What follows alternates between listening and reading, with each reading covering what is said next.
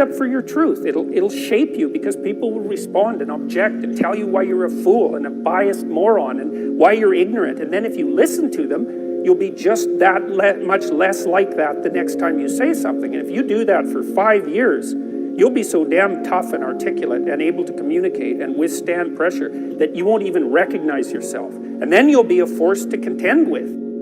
It is not safe to speak, and it never will be. But the thing you got to keep in mind is that it's even less safe not to speak, right? It's a balance of risks. It's like you want to pay the price for being who you are and stating your mode of being in the world, or do you want to pay the price for being a bloody serf, one that's enslaved him or herself? Well, that's a major price, man. That thing unfolds over decades, and you'll just be a miserable worm at the end of about 20 years of that, right? No self-respect, no power, no ability to voice your opinions, nothing left but resentment because everyone's against you, because of course you've never stood up for yourself. It's like, say what you think carefully, pay attention to your words. The price it's a price you want to pay if you are willing to believe that truth is the cornerstone of society. And in the most real sense, if you're willing to take that leap, then tell the truth and see what happens. And nothing better could possibly happen to you. There'll be ups and downs, and there'll be pushback, and there'll be controversy and all of that, but it doesn't matter. The truth is what redeems the world from hell, and that's the truth. And we saw plenty of hell over the last 100 years, and we haven't learned a bloody thing from it.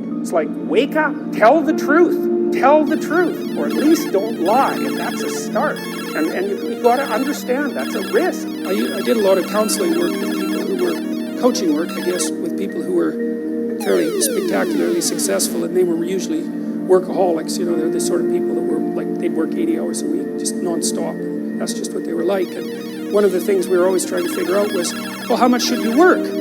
Because one answer is you just work till you die, right? I mean, you just exhaust yourself. And, well, that's not a good idea. And then you have to figure out why that isn't a good idea. It's got to be something like this, is that you don't want to do so much work that the amount of work you do interferes with the amount of work that you could still do, right?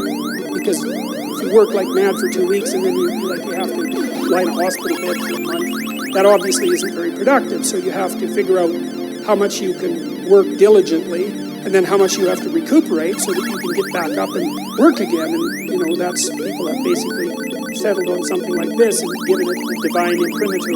That's one way of thinking about it, which is, well, you can toil away for 6 days, and no wonder, because you have to work, but you should rest at least 1 day out of 7, because otherwise, well, you don't appreciate life. That might be part of it. And plus, I think it's more a matter of iterability, because one of the things that defines morality is the capacity to repeat something.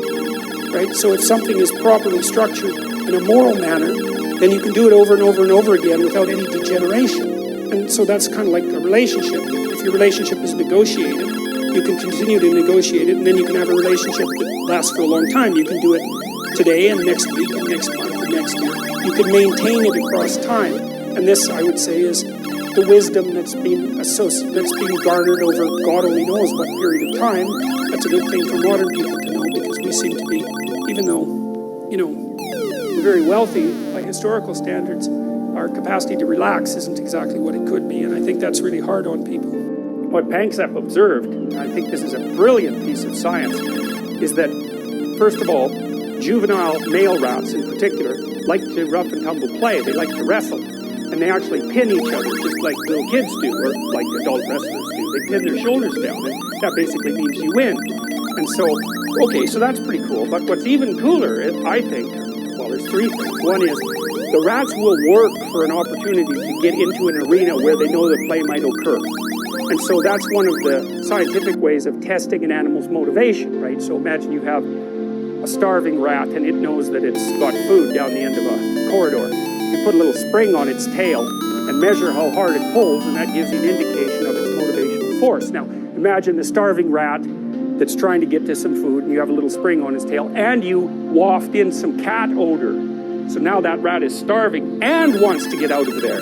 He's going to try to pull even farther towards the food. So getting away plus getting forward are separate motivational systems, and if you can add them together, it's real potent.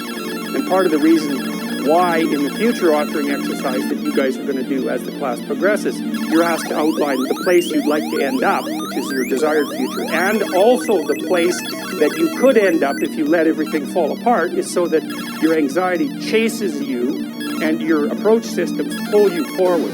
You're maximally motivated then.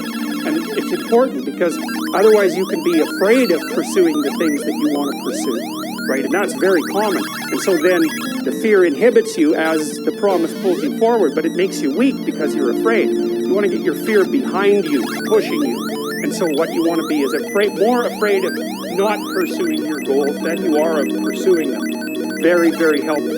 And lots of times in life, and this is something really worth knowing, you know, and this is one of the advantages to being an autonomous adult, is you don't get to pick the best thing. You get to pick your poison. You have two bad choices, and you get to pick which one you're willing to suffer through. And every choice has a bit of that element in it. And so if you know that, it's really freeing, because otherwise you torture yourself by thinking, well, maybe there's a good solution to this, you know, compared to the bad solution. It's like, no, sometimes there's just risky solution 1 and risky solution 2.